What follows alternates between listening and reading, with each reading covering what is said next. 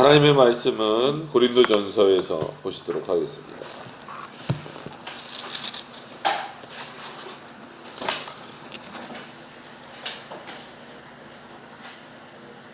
고린도전서 3장 1절에서 5절까지의 말씀입니다. 신약성경 265페이지쯤에 있습니다. 제가 봉독해 드리도록 하겠습니다.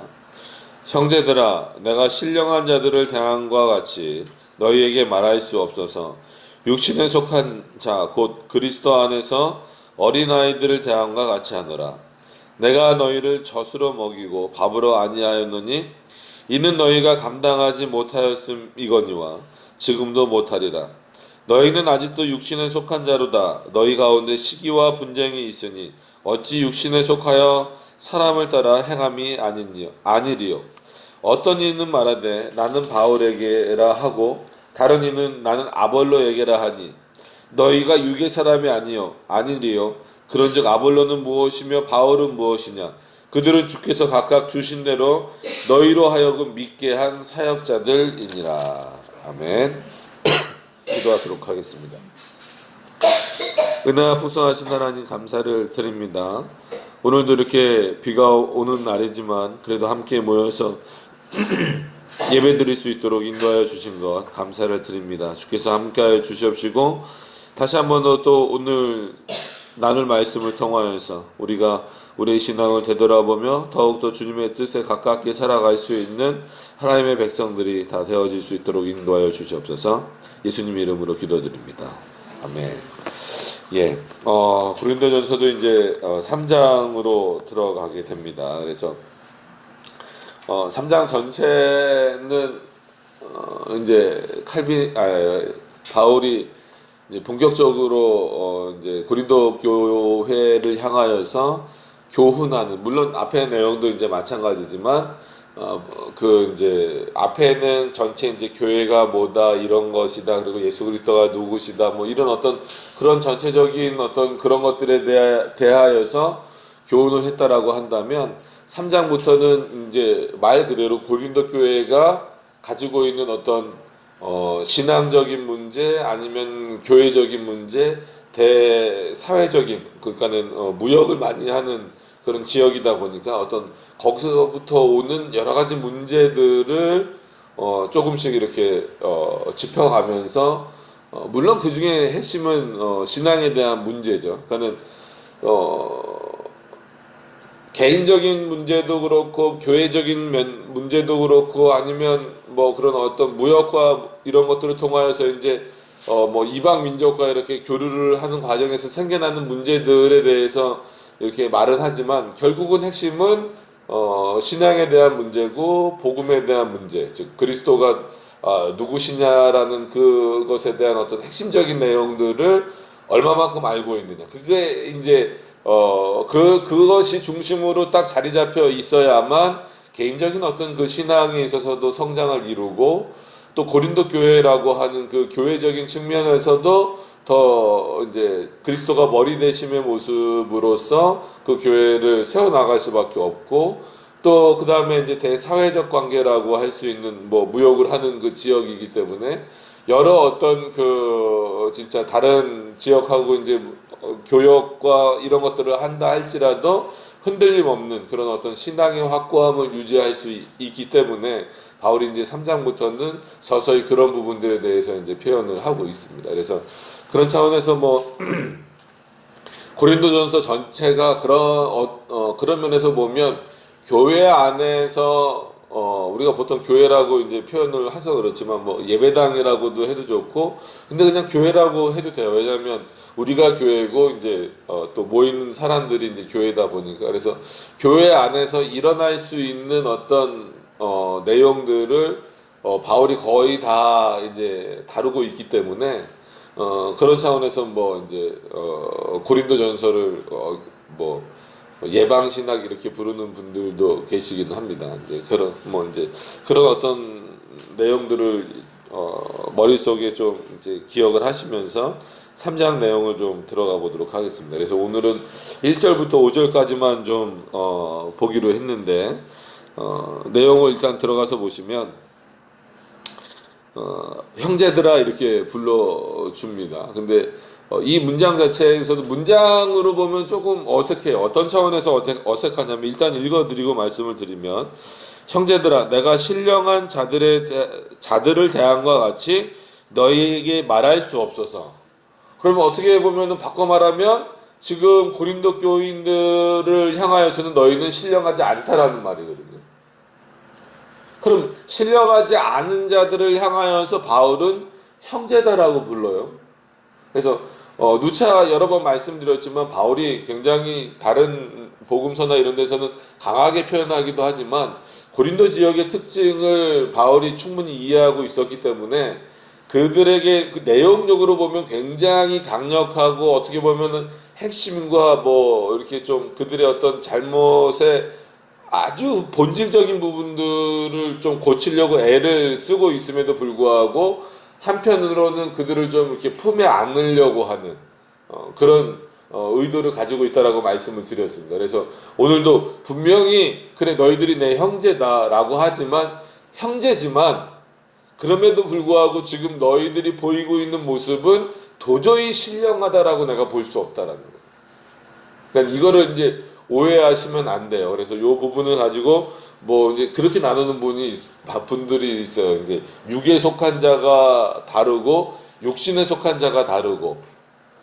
그러니까 뭐 좀 말장난 같지만 칼빈도 약간 그거를 좀 나누기는 해요. 구별을 좀 해야 된다. 그러니까 예를 들어서 우리는 다 육신, 그러니까 이 육체를 입고 있기 때문에 당연히 그 타락한 어떤 그 본성과 이런 것들이 남아 있어요. 아무리 예수 그리스도를 통해서 우리가 거듭났다 할지라도. 그래서 심지어 바울이 다른 서신서에서도 그렇기 때문에 너희는 새로운 피조물이라 이렇게 표현을 하고 새로운 사람이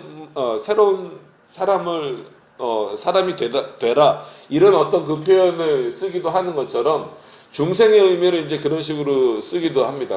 그런 차원에서 분명히 이 사람들이 하나님의 백성이 맞기는 하지만 아직은 이 말 그대로 육신의 어떤 그런 내용들을 다 벗어버리지 못한 차원에서의 그런 사람들, 그런 차원에서 이제 육에 속했다 이런 표현을 쓰기도 합니다. 그러나 아예 성령의 은혜가 이제 비춰지지 않는 말 그대로 우리가 일반적으로 예정론을 갖고 있는 우리가 표현하는 그런 유기자들과 같은 자들도 역시 이제 육신에 속했다 이렇게 표현을 합니다. 그래서 근데 성경에서는 다 이제 육에 속했다, 육신에 속했다 이런 식으로 나오기 때문에 그거를 뭐 육에 속한 것은 예를 들어서 택자인데 즉 그리스도인인데 아직 거듭나지 않았다.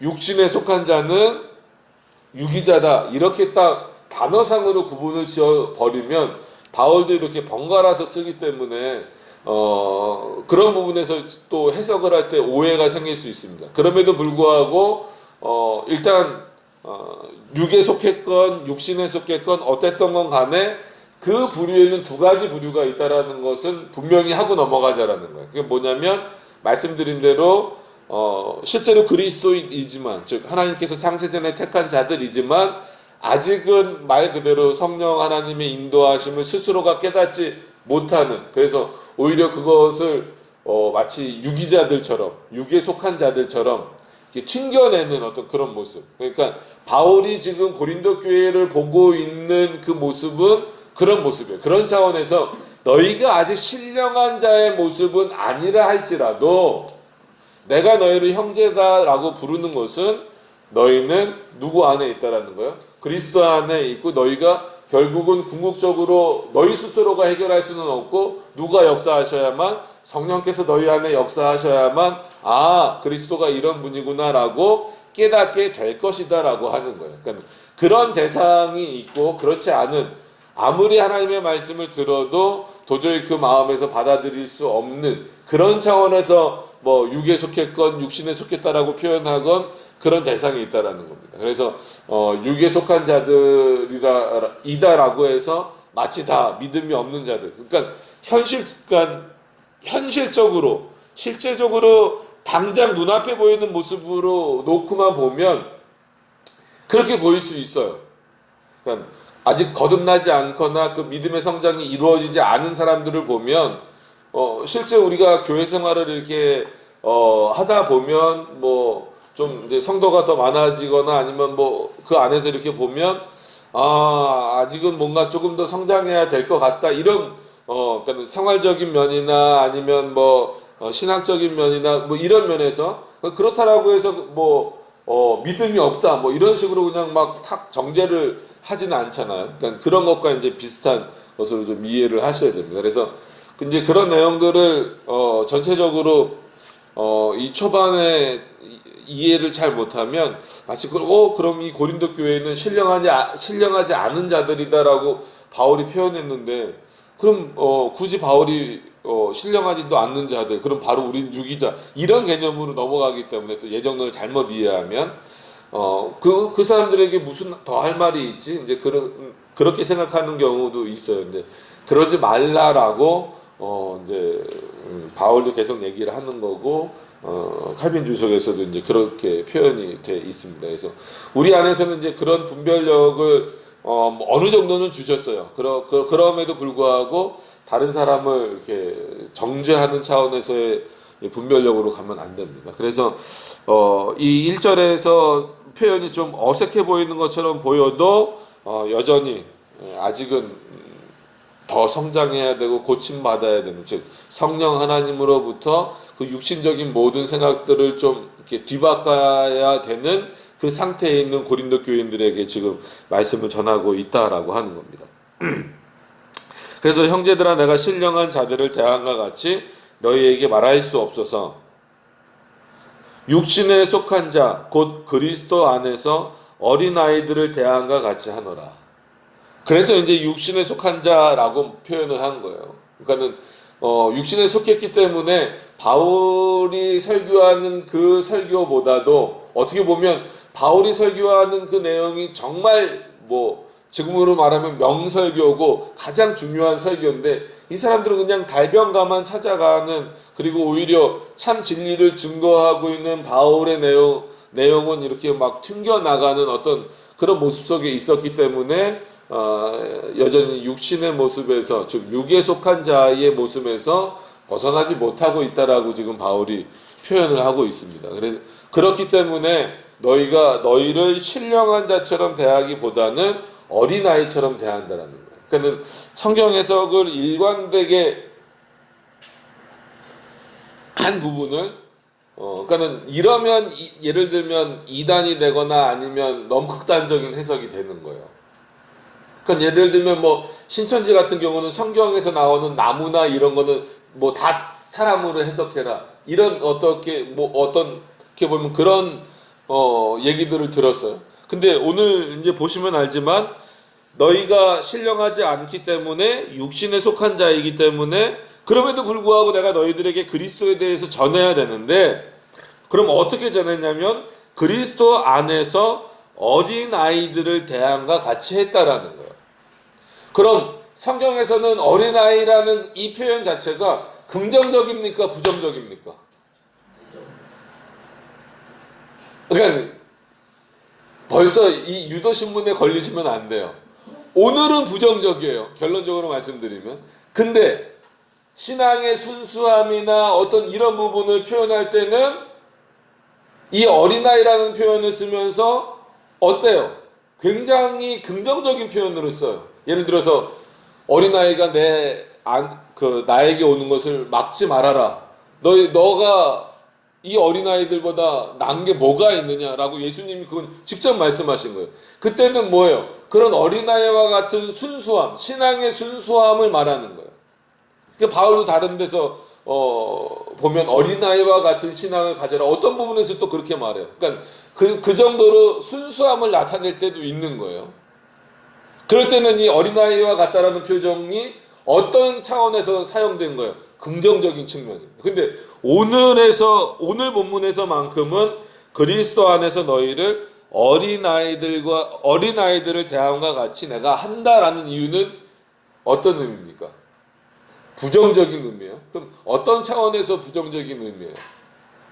그러니까 예를 들면 지금 제가 하고 있는 설교를 여러분들은 그래도 신앙의 연륜이 있고 또 많이 들으시고 또 책도 많이 보시고 했으니까 이해를 한단 말이에요. 그러면 아무리 목사들이라도 저기 앉아서 저렇게 목사들이라고 마치 벌 받는 것처럼 앉아있는 성제, 이 설교를 다 이해할 수 있을까요? 여러분들처럼 이해할 수 있을까요? 아니에요. 그러니까 그런 이해로, 그러니까 성령 하나님께서 역사하시는 것과는 별개로, 그러니까 별개라고 하면 또 오해가 될 수 있으니까 뭐 그거랑 연계가 되긴 하지만 그럼에도 불구하고 기본적으로 이해할 수 있는 어떤 그 이해력인 차원에서 보면 아무래도 어린아이보다는 누가 더 이해력이 높아요? 어른이 이해가 높을 수밖에 없죠. 그래서 아주 예전에 그 저희 어린이집에 나온 그 아이 중에 그런 애가 있었어요. 여러분 해가 몇 개입니까? 해가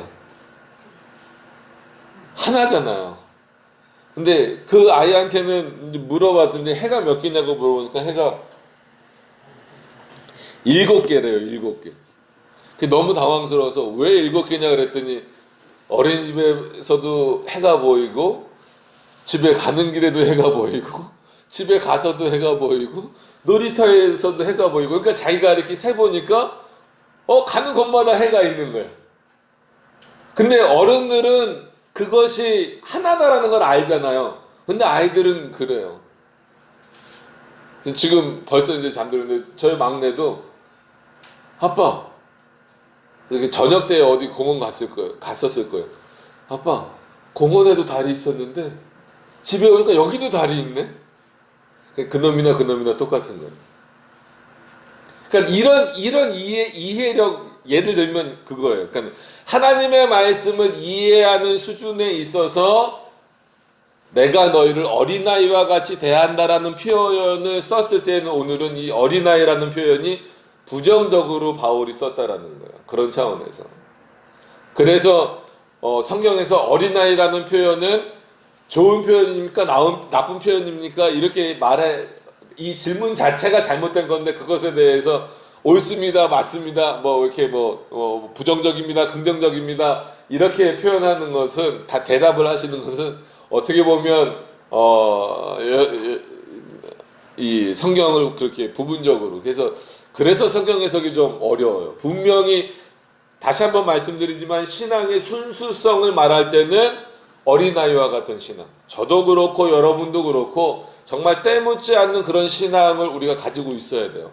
그럼에도 불구하고 하나님의 말씀을 이해하는 데 있어서는 어디에 머물러 있으면 안 돼요? 반대로 어린아이의 신앙에 머물러 있으면 안 되는 거예요.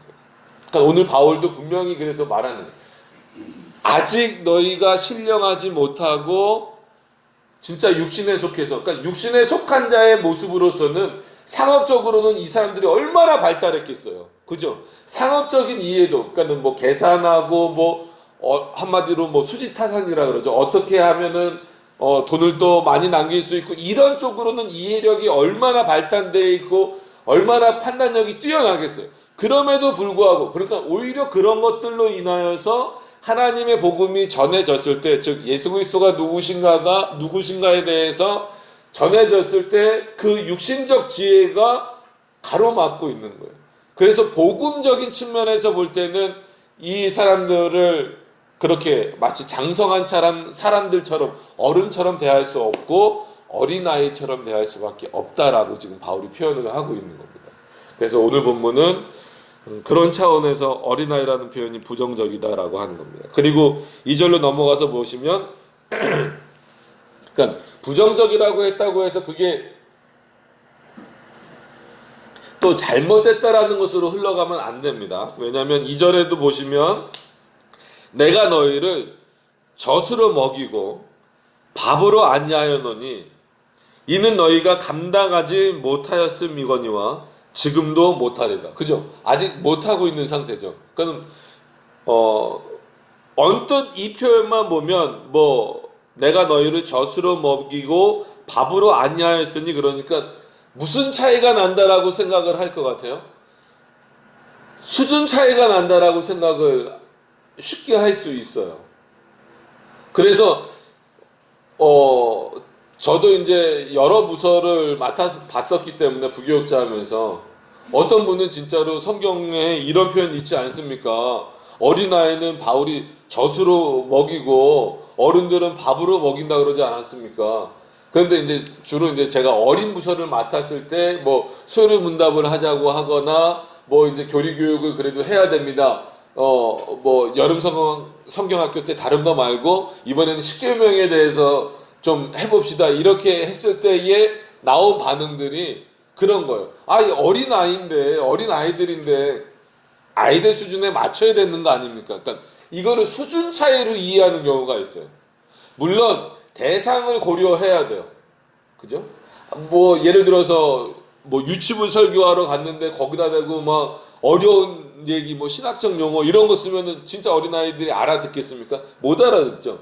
그럼 그 아이들에 맞는 용어와 그 아이들에 합당한 어떤 그 내용들을 가지고 전해야 돼요. 그럼 마찬가지로 여러분들에게 그래서 어떤 면에서는 좀 이 작년부 설교가 오히려 더 어려워요. 부서는 거기 좀 한정이 돼 있어서 거기에 딱 맞추면 되거든요. 근데 작년부는 말 그대로 진짜 어린이부터 나이대로 와도 어린이부터 어른까지 다 있고 그 다음에 신앙의 연륜도 뭐 어떻게 보면 초신자부터 진짜 오래 믿으신 분들까지 다 있다 보니까 그거를 맞추는 게 솔직한 얘기로 상당히 어렵습니다. 뭐라 그럴까요? 그 내용을 맞추는 게. 근데 그거를 수준의 차이라고 보면 안 돼요. 많은 분들이 그렇게 이해를 하는데 그래 버리면 뭐 표현이 그렇지만 그래서 칼빈은 이걸 우유로 바꿨어요. 우유로. 그러니까 젖먹이나 우유나. 근데 뭐 그냥 성경에 나와 있으니까 젖은 수준이 낮은 거고 밥은 수준이 높은 거다.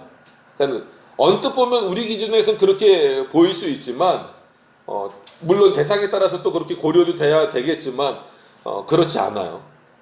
그렇지 않고 잘 생각해 보시면 젖은 그 어린아이에게 뭐가 되는 거예요? 양분이 되는 거예요. 양분이. 그 젖이 없으면 이 아이는 죽어요. 그것을 먹고 자라야 돼요. 자라서 우리 어른들처럼 되면 그 다음에 우리는 젖을 필요 없죠. 뭐 먹어야 돼요? 그 다음부터는 밥을 먹어야 되는 거예요. 그래서 마치 두 그리스도를 가르치는 것처럼 하지 말라는 거예요. 아무리 대상을 고려한다 할지라도 본질은 똑같아야 된다라는 거예요. 뭐 사용하는 용어나 뭐 이런 것들은 좀 달라질 수 있어도 본질은 똑같아야 된다라는 거예요. 그러니까 젖도 양분이고 즉 어린아이들에게 있어서 우유도 양분이고 밥도 어른들에게 있어서는 양분이에요. 똑같은 양분이에요. 그것을 먹고 사는 거예요. 그러나 바울이 정말로 원하는 것은 너희가 정말 신실한 자들이 되고 더 신앙의 어떤 그 수준이 올라가면 물론 젖으로서도 너희들이 양분을 얻을 수 있지만 이제는 그 젖을 떼고 또 이유식을 하고 여러분 이유식 얼마나 비싼지 아세요? 거기에 얼마나 노력을 기울여야 되는지 아세요? 그만큼 그 뭐라 그럴까요? 나타내는 효과는 솔직한 얘기로 똑같은 거예요. 어린아이는 젖만 먹어도 충분히 잘 자라잖아요. 그럼 그 젖 안에 뭐가 다 있다라는 거예요. 그 자라날 만큼의 양분은 다 있다라는 거예요. 근데 커서 먹지 않는 것은 커서는 밥 안에 또 그와 똑같은 그 젖과 똑같은 양분이 들어있기 때문이다라는 거예요. 그래서 이것을 단순한 어떤 수준 차로만 이해를 하시면 안 돼요. 물론 어느 정도는 또 그런 수준 차이가 좀 있겠죠. 그래서 나중에 바울이 뒷부분에 가서는 그때는 조금 강하게 표현을 하잖아요. 언제까지 너희가 어린아이의 모습, 이제는 교사의 모습이 돼야 되는데 언제까지 어린아이의 모습으로 있을 거냐고. 그러니까 언제까지 젖만 먹고 있을 거냐 이렇게 나중에 좀 강하게 표현을 하긴 하지만 지금 이 본문을 가지고 마치 수준을 확 갈라버린 것처럼 이렇게 이해를 하시면 안 됩니다. 본질적으로는 똑같다라는 거예요. 그럼에도 불구하고 어떤 그 먹는 방식, 그죠? 먹는 방식이 완전히 다르잖아요. 그런 차원에서 바울이 가르치고 하자 하는 그 예수 그리스도에 대해서 복음에 대해서 가르치고자 하는 그 방식의 차이로 이해하는 게 오늘 본문은 조금 더 좋습니다. 그래서 마치 젖은 수준이 낮은 거, 밥은 수준이 높은 거, 물론 점점 그렇게 가긴 가야 되지만 충분히 뭐예요? 젖 안에도 자라날 수 있는 양분은 있다라는 거예요. 그거를 확 마치 무시해버리면 안 돼요. 그러면 이 본문은 또 오해가 생겨버리는 거예요. 그러니까 바울이 궁극적으로 말하고자 하는 의도가 뭔가를 이제 이해를 하셔야 됩니다. 그래서 내가 너희를 젖으로 먹이고 밥으로 아니하였노니 이는 너희가 감당하지 못하였음이니라. 그러니까 똑같은 양분이지만 그것을 젖으로 으깨서 주지 않으면 안 되는 상태다라는 거예요. 그죠? 어린아이에게 이게 더 좋은 거니까 먹어 하고 주면은 정말 큰일 나잖아요. 태어나자마자. 그러나 그거를 한마디로 우유로 만들건 젖으로 만들건 뭐 이렇게 이유식으로 진짜 조금 지나서 밥을 막 이렇게 뭐 으깨고 거기다가 야채도 넣고 막 좋은 거 막 이렇게 으깨서 하면 어쨌거나 그걸 밥으로 먹거나 뭐 이유식으로 먹거나 똑같잖아요. 그러니까 본질의 변화는 없다라는 거예요. 그러니까 복음에 대한 본질의 변화를 시키면 안 돼요.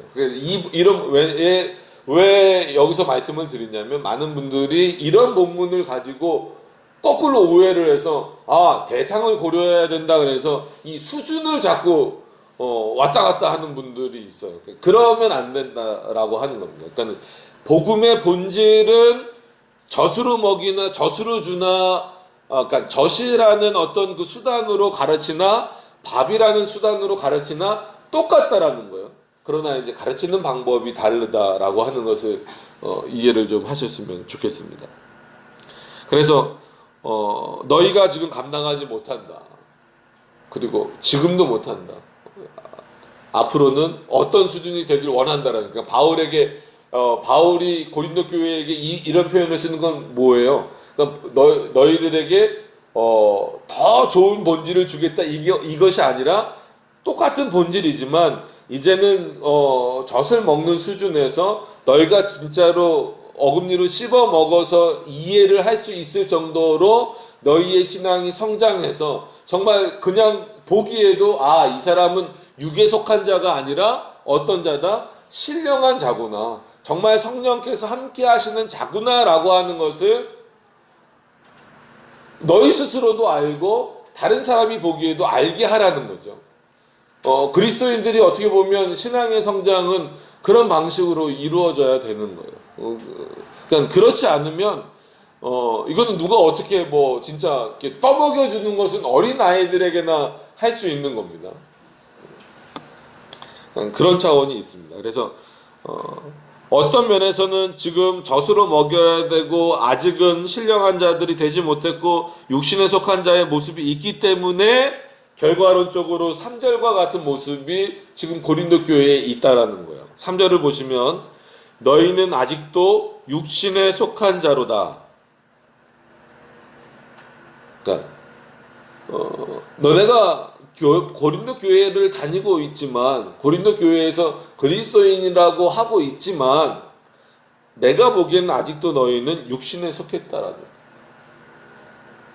그러니까 이 말을 듣는 고린도 교회 사람들은 조금 뭐라 그럴까요? 이렇게 마음이 상할 수도 있었을 거예요. 아니 나름 우리는 진짜 말 그대로 무역도 많이 하고 그러면 언어를 몇 가지 하는 사람들도 생겨날 거고 진짜 많은 경험과 풍부한 지식을 갖고 있는데 우리 보러 육신에 속한 자라고 이렇게 표현하는 거는 좀 바울이 너무 심하게 표현하는 거 아닌가? 그렇게 생각할 수도 있을 거예요. 근데 바울이 왜 그렇게 표현하냐면 그 다음에 보세요. 왜 육신에 속한 자로다라고 했냐면 너희 가운데 시기와 분쟁이 있다라는. 이게 전형적으로 어떻게 보면 인간의 욕심에서 나오는 거잖아요. 인간의 이기심, 욕심, 어떤 그런 본성 이런 거에서 나오는 거예요. 그래서 뭐 그거를 뭐 속담이긴 속담이죠. 근데 우리나라에도 그런 표현 있잖아요. 사춘이 땅 사면 뭐 한다? 배 아프다. 그죠?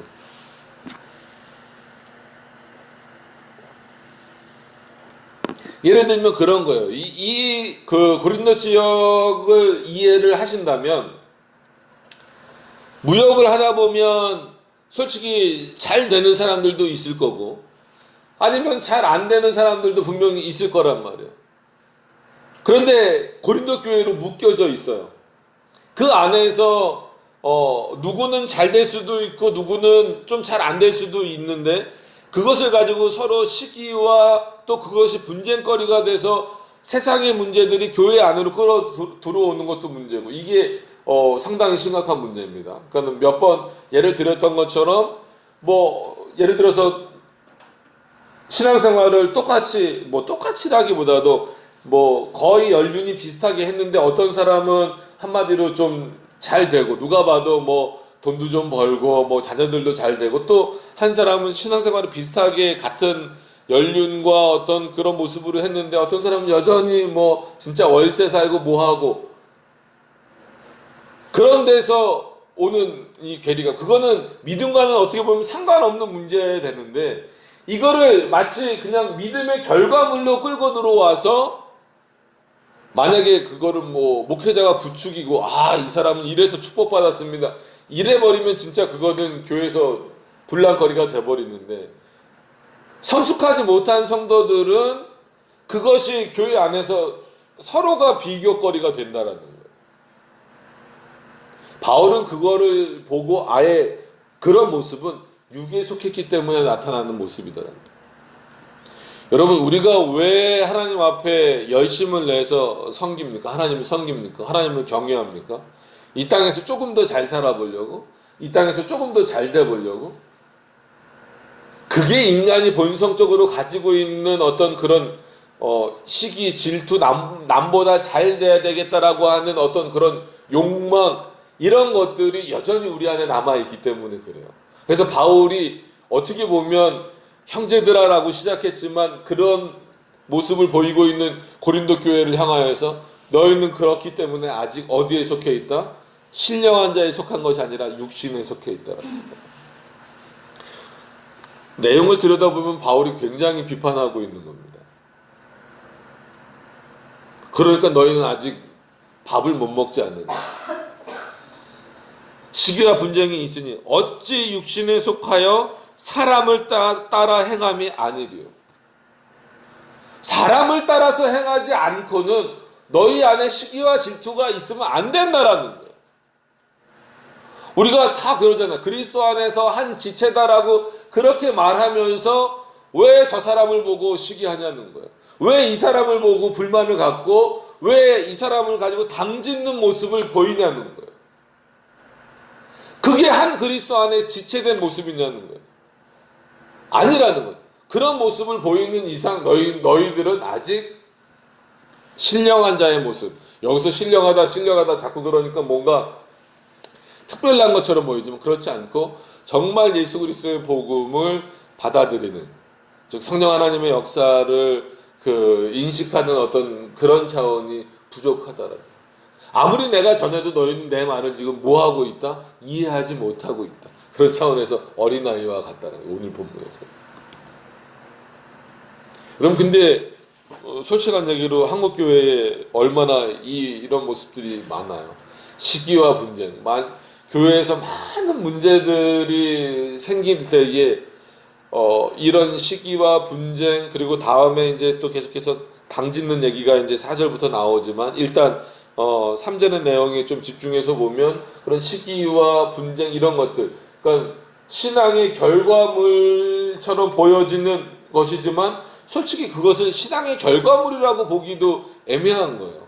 그러니까 우리가 하나님의 백성이 됐다라는 차원에서 그리고 그리스도의 자녀가 됐다라는 차원에서 우리는 한 지체고 이미 하나님으로부터 충분한 은혜를 받았음에도 불구하고 그냥 눈에 보이는 걸로 비교해서 뭐 저 사람은 더 큰 집에 살고 저 사람은 더 좋은 차를 사는데 나는 왜 이럴까? 그래서 하나님도 원망하고 왠지 그 사람도 시기하고 질투하고 원망하는 그래서 초반에도 나오고 이제 나중에도 나올 거지만 밥도 따로 먹는 거예요. 그러니까는 뭐 그걸 이제 저희도 이제 세 군데 나눠 먹는다고 또 오해하지 마세요. 지금은 어쩔 수 없어서 저희는 이렇게 나눠서 앉아서 먹지만 여기서 따로 먹는다는 것은 아예 그냥 동떨어져서 마치 자기네들 그 무리들처럼 우리는 이런 사람이야, 이런 사람들하고 모여서 먹는 거야. 같은 교인이면서 어떻게 그럴 수 있냐는 거죠. 그런 차원에서 시기와 질투가 있으면 그거는 인간의 본성에서부터 나오는 건데, 그래 놓고서 너희가 어떻게 신령하다라고 말하고 그리스도 안에 있다라고 말할 수 있겠느냐. 근데 다시 한번 말씀드리지만 그럼에도 불구하고 바울은 이들을 향하여서 누구라고 부른다고요? 형제들아. 그래서 마치 자기도 고린도 교회의 교인이 된 것처럼 그 안에 흡수되는 거예요. 애쓰고 있는 거예요. 그래서 참 전도가 힘들기도 하고, 그런 면에서 우리는 바울 그러면 굉장히 강한 사람, 표현이 막 강력한 사람, 막 마가를 내칠 때처럼 좀 냉정한 사람 이렇게 보지만, 어떤 면에서 보면 또 한편으로는 이 고린도 교회 안에 자기 말은 아니죠. 자기가 전하는 복음이 잘 들어가지도 않음에도 불구하고 형제라고 계속 이렇게 접근하면서 마치 본인도 고린도 교회의 교인인 것처럼 이렇게 그 안에 들어가서 뭔가를 계속 바꿔보려고 하는 이 모습을 보면서 역시 하나님께서 인도하셔야 된다라는 생각을 많이 가져요. 그렇기 때문에 때로는 강한 모습도 보이고, 때로는 이렇게 고린도 교회 안에 이렇게 쑥 흡수되려고 하는 그런 모습도 보인다라는 거죠. 그러면서도 어떻게 보면 고린도 교회가 가지고 있는 본질적이고 근본적인 문제들에 대해서 지적할 때는 굉장히 좀 엄중하게 지금 표현하고 있는 거예요. 솔직한 얘기로 누가 여러분들은 아직 육에 속한 자입니다, 이런 이유 때문에 육에 속한 자입니다, 만약에 이러면 솔직히 기분이 그렇게 좋지는 않을 거란 말이에요. 왜냐하면 난 나름대로 이 정도 신앙생활 했는데, 난 나름대로 이 정도 신앙적인 지식이 있는데. 그럼에도 불구하고 바울은 얘기한다라는 거예요. 왜? 이 사람들을 진짜 말 그대로 젖먹는 수준에서 어느 수준으로 올리려고? 밥을 먹어서, 이거는 이해력의 수준이라 그랬어요. 복음의 본질적인 수준이 아니라. 그래서 이제는 고린도 교회 정도 되면 그냥 젖이나 먹고 말이나 듣는 사람이 아니라 이제는 뭐 하는 자? 가르칠 수 있는, 복음을 증거할 수 있는 그 정도 수준으로 끌어올리고 싶은 게 바울의 입장이라는, 그런 차원에서 너희가 복음을 이해하는 분별력과 이해력을 더 깊게 갖기를 원한다. 그렇기 위해서 첫 번째로 없애야 되는 게 뭐라는 거예요? 시기와 질투, 분쟁들이다라고 하는 거예요. 그게 육에 속한 가장 핵심적인 내용들 아니냐라고 말하는 거예요. 자, 그리고 한 가지 이제 더 말합니다. 4절에 넘어가서 보면, 어떤 이는 말하되 나는 바울에게라 하고 다른 이는 나는 아볼로에게라 하니 너희가 육의 사람이 아니리요. 한글인데도 아니리요. 이거는 어떤 의미일까요? 이제 어떻게 보면 시기, 질투 이런 거는 인간의 본성적인 거에서 나오는 거고, 교회 외적인 문제에서부터도 충분히 교회 안에서 이제 벌어질 수 있는 그런 문제들입니다. 그리고 일상생활에서도 벌어질 수 있는 문제. 근데 4절에서 말하고 있는 것은 조금 더가 아니라 교회 안의 문제고, 신앙과 직접적으로 연결된 문제다라고 하는 거예요. 여러분, 실제로 고린도 교회가 지금 이렇게 나눠져 있다라는 것은 우리가 1장에서부터 봤잖아요. 누구 파다. 근데 오늘은 여러 가지 파가 있지만 딱 4절에서는 오늘 본문으로만 보면 바울파라고 말하고 아볼로에게라고 하니, 그러니까 결국은 한이라는 표현은 바울파, 아볼로파, 그럼 그리스도가 나뉘는 거 아니냐라는 표현을 이제 1장인가 2장에서 썼던 것처럼, 그렇게 말하고 있는 너희들의 모습을 보면 그것 또한 뭐에 속한 모습이다? 육에 속한 모습이다. 그리스도가 실제 나뉘냐? 아니다라는 거예요. 그러니까 왜 바울을 따라가느냐? 그러니까 자기 스스로 말하는, 왜 나를 따라오려고 하냐는 거예요. 그리고 왜 저 사람들을 향해서 아볼로를 따라간다라고 서로 싸우냐 이거예요. 왜냐면 솔직한 얘기로, 물론 이제 5절에 그 말씀이 나오지만 바울도 그렇고 아볼로도 그렇고, 물론 이제 아볼로의 문제점에 대해서도 나중에 지적을 하긴 하지만 어쨌거나 바울도 그렇고 아볼로도 그렇고 누가 세우신 사역자예요? 하나님이 세우신 사역자란 말이에요. 예수 그리스도가 세우신 사역자란 말이에요. 그러면 바울의 교훈이나 아볼로의 교훈이나 다 하나님의 교훈으로 받고 따라가야지. 그게 누구를 따라가는 거예요? 바울과 아볼로를 따라가는 게 아니라 그가 전하는 복음, 그가 전하는 복음을 통해서 예수 그리스도를 따라가는 것이고 하나님을 따라가는 것이란 말이에요. 그런데 너희는 누구는 같은 고린도 교회 그 지역에 살면서 고린도 교회 성도라고 하면서 나는 바울을 따르겠다. 나는 아볼로를 따르겠다. 라고 당을 짓는 거예요. 그 말 그대로 진짜 그 정치적으로 자유한국당을 따르겠다, 민주당을 따르겠다 이런 식으로 나눠지는 거예요. 이게 좋은 모습이냐 이거예요. 너희가 한 교회인인데 한 교회 교회인데 물론 앞에서 한번 언급드렸지만 진짜 고린도 교회라고 해서 이런 모양으로 생각하시면 안 돼요. 고린도 지역에 있는 하나님의 백성들, 즉 그리스도인들을 향하여서 지금 바울이 전체적으로 얘기를 하는 겁니다. 그래서 어떤 면에서는 이렇게 좀 당이 지어질 수 있는 거죠. 그 이제 주로 이제 전하는 자들을 중심으로. 그래서 어떤 면에서 보면 목회자는 이런 부분을 보면서 성도들로 하여금 나를 따라오지 말게 해야 되겠구나. 그러니까 바울이 나를 본받아라 이것과는 또 다른 문제입니다. 그런 생각을 많이 가져요. 왜냐하면 우리나라뿐만이 아니고 외국의 사례를 들어도 그렇고 우리나라 사례를 들어도 그렇고 조금 교회가 성장하고 진짜 메가 처치가 되면 마치 이 목사님 아니면 안 되는 것처럼 그런 부분들이 너무 많아요. 너무 많아서 그러다 보면은 마치 하나님의 자리를 그 목사가 대신하는 어떤 그런 위치. 그러면 그거를 틀렸다라고 가르쳐줘야 되는데 그냥 본인도 인정하듯이 그냥 넘어가는 경우가 종종 많이 보이죠. 그러니까 교회가 좀 커졌을 때 나타나는 문제인 것 같아요. 근데 크지 않아도 어떤 분들은 또 많이들 또 그래요. 그래서 본인만이 최고인 것처럼. 근데 그렇지 않습니다. 바울도 어떻게 보면 진짜 바울이 최고죠. 누가 뭐라 그래도 바울이 최고인 건 확실합니다. 근데 바울 스스로도 자기를 나타내려고 하지 않아요. 그건 육에 속한 자의 모습이지. 그러니까 육에 속했으니까 눈에 보이는 사람을 그냥 따라가는 거죠. 무조건적인 신뢰. 그건 하나님에 대한 거죠. 마치 너희는 그리스도가 여러 명 있는 것처럼 생각하고 있다라는 거예요. 왜냐하면 아무리 저기에도 전하는 사람마다 약간씩 차이가 있을 수밖에 없잖아요. 그러니까 특히나 아볼로 같은 경우는 아직 성령에 대한 이해가 좀 부족한 거는 이제 고린도전서에도 또 뒷부분에도 이제 나오긴 하니까 그렇다라고 해서 아볼로가 믿음이 없다 이건 아니란 말이에요. 분명히 같이 하나님이 세우신 즉 예수 그리스도가 세우신 하나님의 말씀 사역자로서 바울도 있고 아볼로도 있다라는 거예요. 그래서 예를 들면 이제 우리가 이제 시편 찬송 부르니까 여러 많은 주제들이 있는데 이제 그냥 생각나는 걸로 말씀드리면 루터 훌륭합니까? 안 훌륭합니까? 훌륭해요. 여러분 우리 칼빈주의라고 루터를 막 무시하거나 막 버리면 안 됩니다.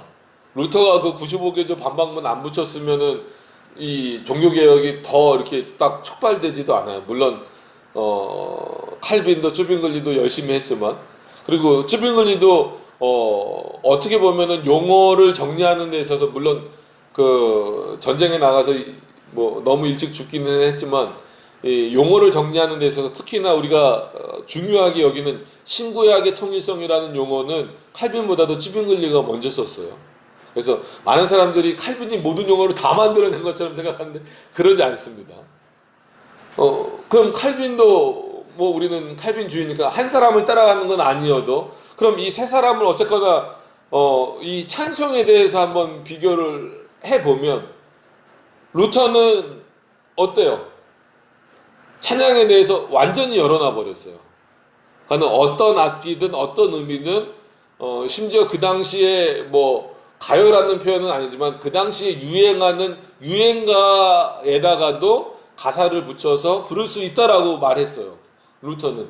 그렇다고 루터가 이단입니까? 그렇진 않잖아요. 그렇진 않잖아요. 루터도 분명히 누가 세우신 자예요? 하나님이 세우신 자예요.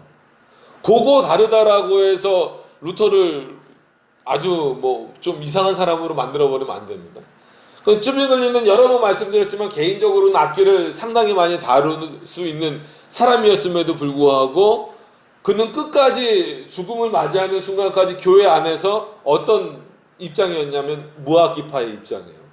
어떤 악기도 사용되면 안 된다라는 입장이에요. 근데 칼빈은 말씀드렸다시피 기본적으로는 쯔빙글리와 같은 입장이에요. 그러나 목회자적인 입장에서 여러 번 말씀드린 것처럼 그는 어느 정도 허용했다? 피아노 정도 허용해서 이렇게 음을 맞추기 힘든 사람들이나 아니면 그 찬송에 익숙하지 않은 사람들, 그래서 선창의 개념으로서, 그러니까 성가대를 허용할 때도 선창의 개념으로서 허용한 거예요, 칼빈은. 그러니까 허용의 개념이 들어가는 거죠. 그러니까 이렇게 약간씩 달라요. 그렇다라고 해서 우리는 칼빈파, 뭐 예를 들어서 우리는 쯔빙글리파, 우리는 뭐 루터파, 실제로 루터파가 있으니까 표현이 그렇지만 이렇게 따라가서 서로 싸운다면 솔직한 얘기로 이 셋은 물론 약간 변질되기 전에 루터, 그는 칼빈의 표현으로서는 시기를 아예 나눠요. 1524년 이후 이전의 루터만 받겠다, 이런 표현이 있습니다. 어쨌거나 그 종교개혁을 할 당시나 그 사상을 갖고 있는 몇 가지 조금은 다르긴 하지만 그럼에도 불구하고 이 세 신학자들은 지금도 우리에게 상당히 중요한 인물이고 존중하면서 그 내용들을 봐야 되는 사람들이란 말이에요. 근데 나는 칼빈을 더 따라가니까 쯔빙글리와 한마디로 루터는 필요 없어. 반대로 나는 쯔빙글리를 따라가니까 칼빈하고 루터는 필요 없어. 난 루터를 따라가니까 칼빈하고 쯔빙글리는 필요 없어. 이렇게 돼버리면은 마치 우리 스스로가 뭘 나누는 거랑 똑같다라는 거예요. 복음을 나눠버리는 거랑 똑같다라는 거예요. 왜냐하면 바울하고 아볼로하고는 차이가 날 수밖에 없어요. 아무리 하나님이 세우셨어도. 여러분들 그 설교 다른 분들 설교도 들어보셨겠지만 같은 본문이어도 제가 설교하는 거하고 다른 목사님들이 설교하는 거하고 어떤 핵심이나 본질적인 내용은 같을 수 있어도 설교하는 방식이나 이런 건 다 다르잖아요. 그런데 누가 더 낫다 이렇게 표현하기는 좀 그렇지만 그렇게 하는 거는 조금 조심스러워야 됩니다. 근데 만약에 목회자 입장에서 그거를 마치 그 영광을 혼자 다 받으려고 하면은 안 되는 거죠. 성도 입장에서도 마찬가지고, 물론 이분을 존경하고 따라간다 이런 차원은 얼마든지 있을 수 있어요. 그런데 그게 이제 존경의 차원을 넘어서서 마치 누구의 자리를 대신하는 것처럼, 하나님의 자리를 대신하는 것처럼, 그리스도의 자리를 대신하는 것처럼 가버리면 너희는 마치 어디에 속한 사람이라고요? 육에 속했다 이거예요. 그러니까 오늘 본문에서도 처음에는 3장 1절에는 육신에 속한 자라고 불러놓고 4절에서는 육의 사람이 아니냐 이렇게 표현을 하잖아요. 그러니까 육과 육신을 나눠서 육에 속한 사람은 아직 중생이 안 된 자고 육신에 속한 자는 버려진 자고 이런 해석은 좀 문제가 있다라는 걸 한 번 더 말씀을 드립니다. 그래서 바울이 이것에 대해서 지금 비판을 하고 있는 거예요. 실제 고린도 교회에서 벌어지고 있는 일이잖아요. 그죠? 그래서 5절에 보시면 그런즉 아볼로는 무엇이며 바울은 무엇이냐. 개인적으로는 이 부분에 대해서 많이 생각을 해봤어요. 그래서 말씀을 참 잘 준비해야 되겠구나라는 생각이 들면서도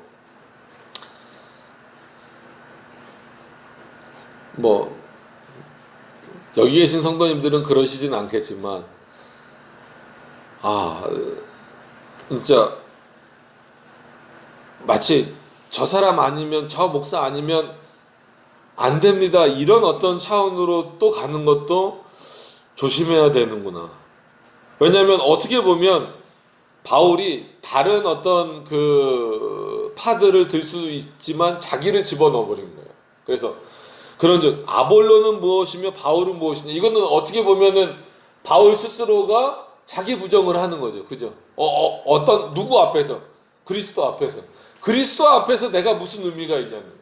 그러니까 어떻게 이게 참 그 설명하기가 애매하죠. 그러니까는 그럼에도 불구하고 여러분들 잘 이해하실 거라고 믿습니다. 고린도 교회 앞에서는 바울이 의미가 있어요. 그죠? 바울의 내용을 귀담아 듣는 게 다른 사람의 설교를 듣는 것보다 훨씬 자기네들에게 유익하다라고 하는 것을 알 수 있어요. 그런 차원에서는 고린도 교회에게 있어서는 바울이 의미가 있는 겁니다. 제가 어떤 의도로 지금 말씀드리는지는 아시겠죠? 그럼에도 불구하고 그러면 똑같은 바울이어도 고린도 교회 앞에 서서 전하는 바울하고 그리스도 앞에 있는 바울하고 다르다. 그러니까 같은 사람이지만 표현이 다르다라는 거예요. 그러니까 고린도 교회 사람들을 향하여서는 누구의 복음이 한마디로 누가 전하는 복음이 필요한 거예요. 바울이 전하는 복음이 필요한 거예요. 그런 차원에서 고린도 교회는 바울의 설교에 바울의 말에 귀를 기울여야 되는 거예요. 그럼에도 불구하고 그런 바울임에도 불구하고 하나님 앞에서 바울이다라고 말할 수 있느냐예요. 나는 바울입니다라고 말할 수 있느냐. 난 그런 존재가 아니다라는 거예요.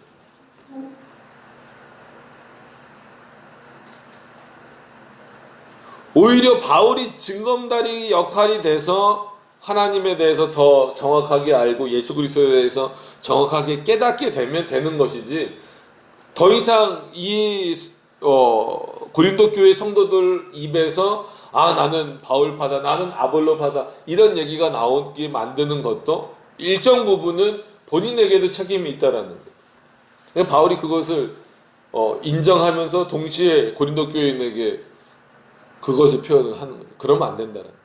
그건 육에 속한 자의 전형적인 모습이에요. 그러면서 이제 다음 주에 우리가 전할 내용이지만 그래도 이 표현이 너무 멋있는 것 같아요. 바울은 참 확실히 많이 배운 티가 나긴 나요. 주께서 해서 마치 이거를 여기다 이제 뭐 수능 보시고 그랬으니까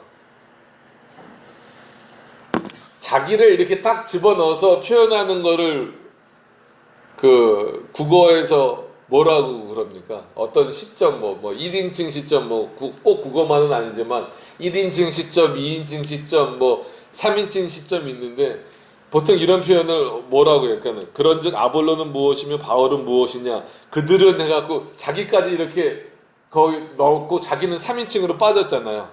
이거를 혹시 생각나시나요? 저 갑자기 생각이 나요. 3인칭 관찰자 시점. 들어보셨죠? 이건 학교에서 배우는 겁니다. 그죠? 학교 국어 시간에. 그래서 마치 자기를 딱 집어넣어놓고 자기는 또 빠져서 그거를 이렇게 보는, 관찰하는 시점에서 본다. 그래서 3인칭 관찰자 시점으로 이렇게 쓴 거예요. 그래서 학생들이 이거는 제가 비판하면서 또 이 얘기를 하는데, 성경만 제대로 보고 이해를 할 수 있어도 웬만한 국어 문제 다 풀 수 있어요. 그 정도로 이 표현이 독특한 표현들이 많아요. 멋있는 표현도 많고. 자, 그런즉 아볼로는 무엇이며 바울은 무엇이냐? 그들은 주께서 각각 주신 대로. 그러니까 그래, 너희가 보기에도 바울이 다르고 아볼로가 다르다. 그러나 주께서 각각 주신 대로. 여러분 이 표현에서 보시면 아까 말씀드렸던 우리 종교개혁 시대의 그 인물들, 그러니까 어떤 면에서는 누가 더 뛰어날 수도 있어요. 어떤 면에서는 누가 좀 더 부족해 보일 수도 있어요. 어떤 부분에서는 우리 이제 여러 번 말씀드리다시피 칼빈주의니까 칼빈이 이 부분에 있어서 왜 다른 부분에서는 아주 강하게 얘기를 하다가 다른 부분에 있어서는 똑같은 얘기인데 이 부분은 좀 이렇게 약화를 시키지? 그거예요. 그러니까 우리 카페 이제 네이버 카페에 블링거에 대해서 이제 올렸어요. 그러니까 블링거 상당히 중요한 인물입니다. 여러분 그 블링거 책 번역된 거 있으니까 각자 돈 내고 사서 보세요. 그 굉장히 중요하면서도 교회론에 있어서 칼빈하고 논쟁을 많이 했어요. 많이 하다가 칼빈이 블링거를 보는 입장에서는 블링거가 참 훌륭하긴 한데 고집을 안 꺾는 거예요. 이 교회론의 몇 가지 부분에 있어서. 그렇다고 이 블링거를 내치기에는 한마디로 지금 한 명이라도 더 이 개혁자들의 연합 경선을 꾸려나가야 되는 입장에서 블링거라고 하는 거대한 인물을 좀 그 교회랑에서 몇 가지 좀 이 안 맞는 부분 때문에 한마디로 갈라질 수는 없다라는 입장에서 칼빈이 본인이 주장했던 거에서 그래 내가 너의 의견을 받아들여 줄게 해서 블링거의 의견을 받아주는 부분이 있어요. 어떻게 보면은 칼빈이 그런 차원에서 통 큰 인물이죠. 왜? 함께 가기 위해서. 이런 표현을 드리는 거는 블링거도 그렇고 칼빈도 그렇고 하나님이 다 세우셨다라는 거예요. 근데 각각 다르다라는 거예요. 근데 그걸 가지고 너희들이 파와 당을 만드는 것은 그건 그리스도를 낳는 아주 위험한 행동이다.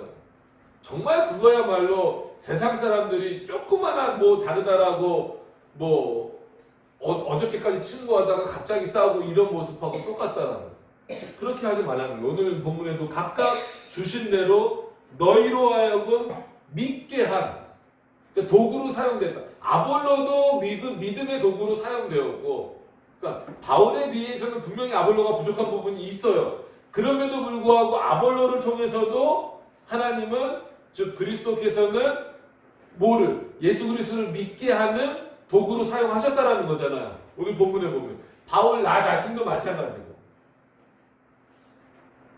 그래서 목회자는 그런 도구의 역할에서 그냥 끝나면 돼요. 거기서 뭘 더 이렇게 막 하면 스스로 교만해져서 안 돼요. 목사도 시기 질투 얼마든지 할 수 있어요. 똑같은 인간이니까. 성도도 마찬가지. 그래서 오늘 이 마지막 부분 이제 다음 주로 또 계속 뭐 이어질 수밖에 없죠. 그래서 너희로 하여금 주께서 각각 주신 대로 너희로 하여금 믿게 한 사역자들입니다. 그러니까 이거는 뭐 아볼로를 믿으라, 바울을 믿으라가 아니라 아볼로를 통하여서 전해지는 복음을 믿고 누구를 이해하라는 거예요? 예수 그리스도가 누구신지 이해하라는 것이고 바울을 통하여서 전해지는 복음을 듣고 누구를 이해하라는 거예요? 예수 그리스도가 누구신지 이해하라는 거예요. 하나님이 누구신지 이해하라는 거예요. 성령 하나님이 누구신지 이해하라는 거예요. 교회가 뭔지 이해하라는 거예요. 그 사람만 따라가야 된다는 게 아니라는 거예요. 누가 보더라도 바울이 더 풍성한 어떤 복음의 지식을 갖고 있었음에도 불구하고 나누지 말라는 거예요. 하나님이 각자 그 분량대로 세우셨기 때문에 거기 합당하게 쓰임 받으면 된다는 거예요. 너희가 나누는 것은 육신을 따라가는 모습이고 육에 속한 모습이고 마치 그 앞에 나왔던 표현대로 그리스도를 나눠 넣는 모습이랑 똑같다라는 거예요. 그래서 여러분 특히나 우리 개혁신학을 하는 개혁신학을 여러분들이 직접 하시는 건 아니지만 이 개혁신학을 추구하는 교회 그리고 개혁신학을 추구하는 우리 성도 여러분들은 이런 부분에서 조금 더 우리랑 조금 뭔가 이렇게 좀 다르다라고 해서 이렇게 거기는 달라. 다른 거는 확인하는 건 좋아요. 근데 그거를 이렇게 막 마치 이 고린도 교회에서처럼 당을 짓듯이 짓는 거는 상당히 또한 편에서는 좀 조심해야 될 그런 부분이다라고 하는 겁니다. 그래서 오늘 이 본문 그래서 고린도전서 뭐 에스겔도 마찬가지지만 고린도전서는 한 절 한 절을 이렇게 봐 나가는 게 그렇게 만만하진 않아요. 그래서 시간적인 면에서도 그렇고 그래서 많은 절을 할 수가 없습니다. 그래서 오늘도 이 1절에서 5절 안에 바울이 유하게 표현하는 것 같으면서도 굉장히 그 지금 고린도 교회가 가지고 있는 본질적이고 핵심적인 문제를 좀 건드려 가는 거예요.